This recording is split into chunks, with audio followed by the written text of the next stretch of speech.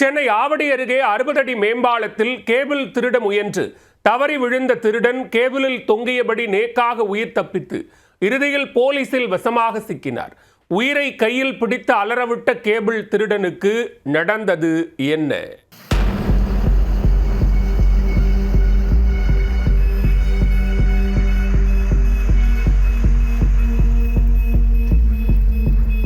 Cable திருடச் சென்ற இடத்தில் பாலத்தில் இருந்து கீழே தவறி விழுந்து மரணம் வரை சென்று திரும்பிய திருடர் இவர்தான். ஸ்பைடர்மேன் போல் பாலத்தில் இருந்து கீழே குதித்தவர் உயிருடன் லேண்டாகி போலீசாரை அலறவிட்டுள்ளார். பதைபதைக்கவிட்ட கேபிள் திருடரும் பாச கயிற்றுடன் போலீசில் சிக்கிய சம்பவமும் நடந்தது என்ன?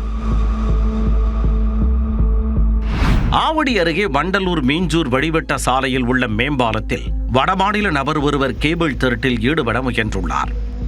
பாலத்தில் கட்டுக்கட்டாக தொங்கிக் கொண்டிருந்த இன்டர்நெட் கேபிளை வெட்டி எடுக்க முயன்றபோது கால் தவறி கீழே விழுந்துள்ளார். கண்ணும் கையும் கேபிளில் கவனம் செலுத்தி இருந்ததால் கீழே விழுந்தவர் கேபிளை பிடித்துக் கொண்டு தொங்கி அசம்பாவிதத்தில் இருந்து தப்பினார். அதை பார்த்த மக்கள் சிலர் கேபிள் திருட வந்தவர் அந்தரத்தில் தொங்கிக் கொண்டிருக்கிறார் என போலீசாருக்கு போன் செய்து போட்டு கொடுத்துள்ளனர். உடனே அங்கு வந்த போலீசார் தீயணைப்பு துறையினருக்கு தகவல் கொடுத்து கேபிளில் தொங்கியவரை மீட்க முயன்றனர். ஆனால் சென்னை டிராபிக்கில் தீயணைப்பு துறையினர் வர லைட்டா தாமதமானதால் கேபிளில் தொங்கியவருக்கு என்ன ஆகுமோ ஏது ஆகுமோ என கீழே இருந்தவர்கள் பதைபதைத்து நின்றிருந்தனர். அப்போது திடீரென கேபிள் அறுந்து கீழே விழ அதை இறுக்கி பிடித்து கொண்ட வடமாநில நபர் ஸ்பைடர்மேன் போல சேஃபாக லேண்டாகினார்.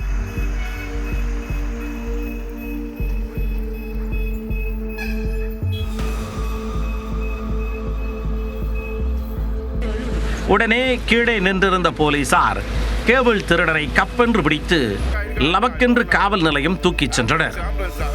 விசாரணையில் பிடிபட்டவர் ஒரிசாவைச் சேர்ந்த நீலகண்ட மாஞ்சி என்பதும் வயிற்று பசிக்காக கேபிளில் கை வைத்தவர் என்றும் தெரிய வந்தது.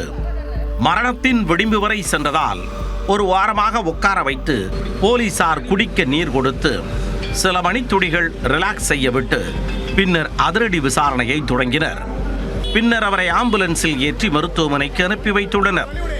கேபிள் திருடி விற்று பணம் பார்க்க ஆசைப்பட்டவர் இறுதியில் யமனுக்கு டிக்கெட் எடுக்க முயன்று ஜஸ்ட் மிஸ்ஸிங்கில் தப்பித்த சம்பவம் சலசலப்பை ஏற்படுத்தியுள்ளது.